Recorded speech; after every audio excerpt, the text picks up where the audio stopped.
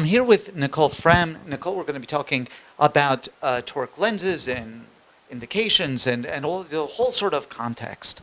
But I'd like to sort of bias this conversation to people who are not yet doing a lot of toric lenses, maybe even people who haven't started doing toric lenses or aren't doing premium lenses generally. What are some of the considerations that you have in the evaluation of a patient for toric lenses? How do you know that you're picking the right candidate and the right lens? Excellent. So I think the biggest hurdle when you start out with toric lenses is how do I get my measurements proper? What do I do intraoperatively, and how do I fix them after? So the first step is making sure you have a pristine cornea.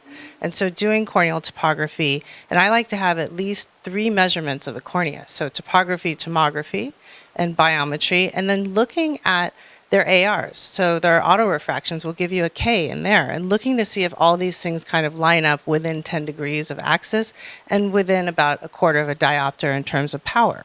So once you have all of those measurements together, after that you can say, okay, this may be a good candidate for toric. And what we've learned is averaging these Ks. So Graham Barrett now has average Ks in his calculators. The average Ks will get us better results than just looking at one machine and 1K for that patient.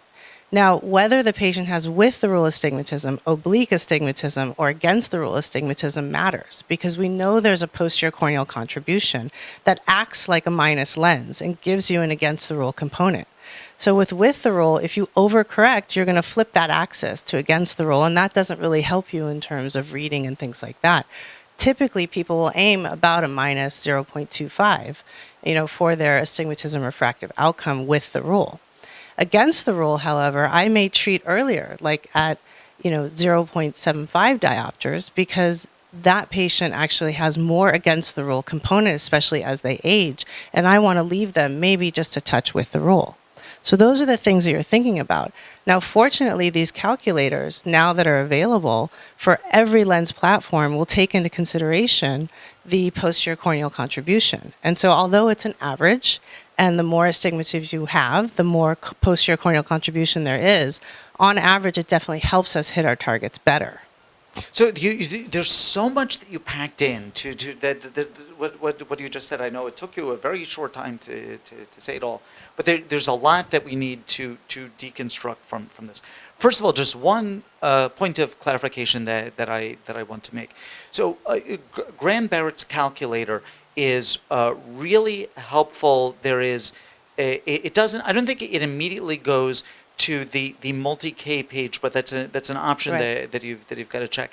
These averages are not averages that you can do on a calculator because they're vector averages. Right. But the other thing that is really, really helpful for, and I'm going to sound like Warren Hill with this, is that it can show you whether there's instrument failure, Right. whether one of the instruments that is measuring keratometry is producing just crappy data. Right. And then you can just, by checking or not checking one of the little boxes on the Barrett calculator, you can exclude that measurement and just use the ones that are consistent. That's exactly. So that's the garbage in, garbage out. So looking at that reliability, understanding that you have a cornea that's pristine without epithelial basement membrane dystrophy or Salzmann's nodules or bad dry eye, all these things, looking at the Placido images prior to even getting these other testing modalities is really important.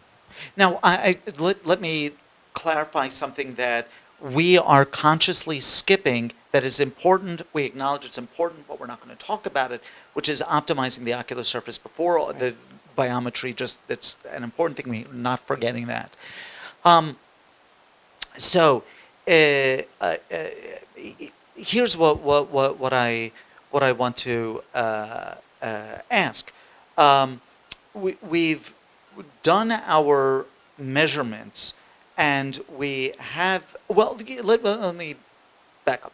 You mentioned posterior corneal curvature. I think that I represent probably most of the people watching this video. First of all, by watching it, they're expressing that they're interested in education, so they've probably heard about the contribution of the posterior cornea and the cochnomogram and the modifications to it, yada, yada, yada. But I also represent most of the people watching in that I have no objective means of measuring the posterior cornea in my practice. I do a topography on every single patient, whether they're getting a toric lens or not, every single cataract, pre-cataract patient, they're getting a toric lens or not a toric lens, because I want to know what's going on. I then abdicate my involvement in the contribution of the posterior cornea to these calculators. Is that not an unreasonable thing to do? I don't think it's unreasonable. Now, Doug Koch taught us a lot about the contribution. There are certain machines that will directly measure, like Pentacam or Galilei, or even there's an OCT formula that's out there, but they haven't been validated as better than another. And so it's very hard to use that data as of yet. We're still looking. The IOL Master 700 has a total K measurement, which takes into consideration posterior cornea, but we're validating that as well. So it's going to take some time to see if we have a direct measurement that can directly correlate into our formulas and give us a better outcome. One of the things that we do have is intraoperative aberrometry, which doesn't rely on Ks. It relies on the light rays coming in and how they bounce out, and it gives you an aphakic refraction.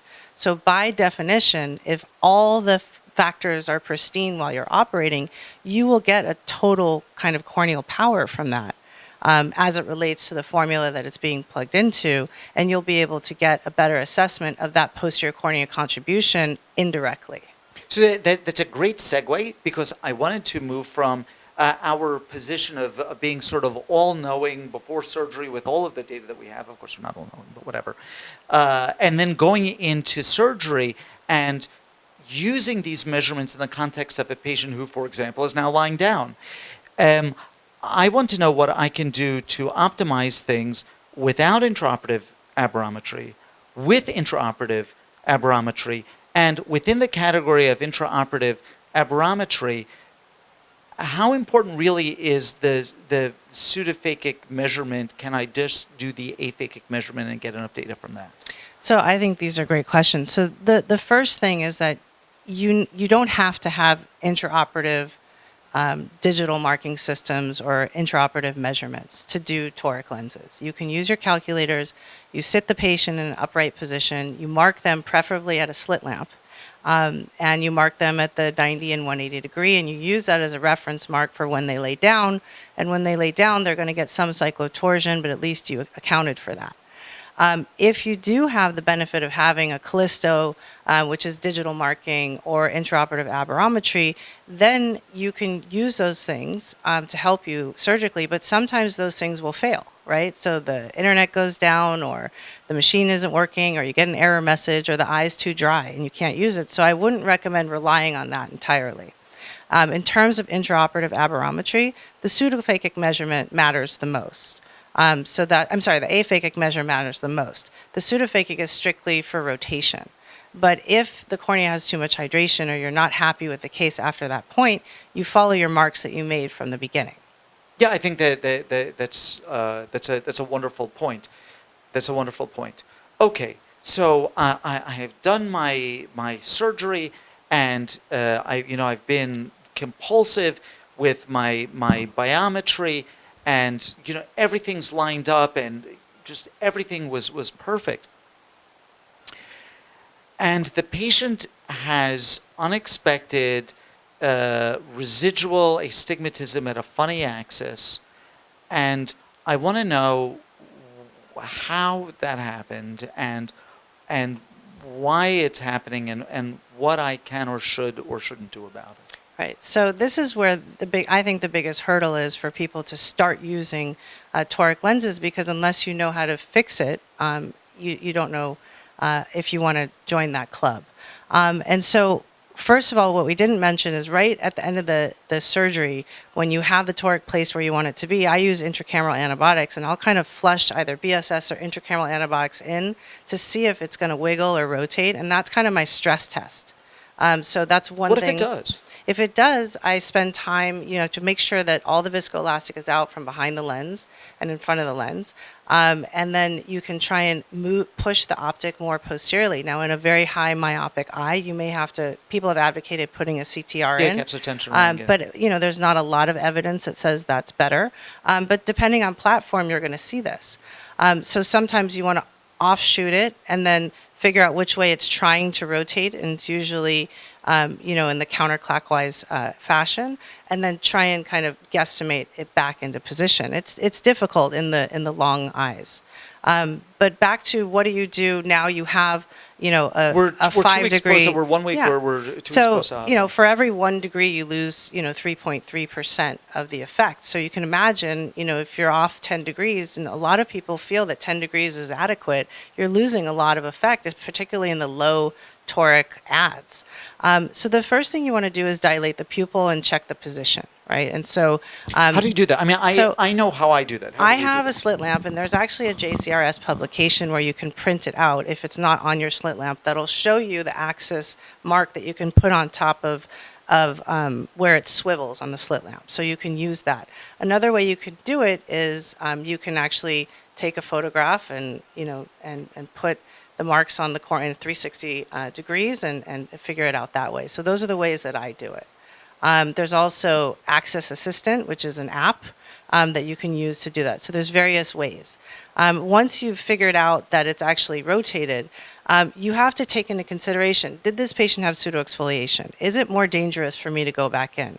Is it better if we just simply use a laser and do PRK to kind of get that patient into position? Is that patient okay with simply wearing glasses, which some patients are after surgery?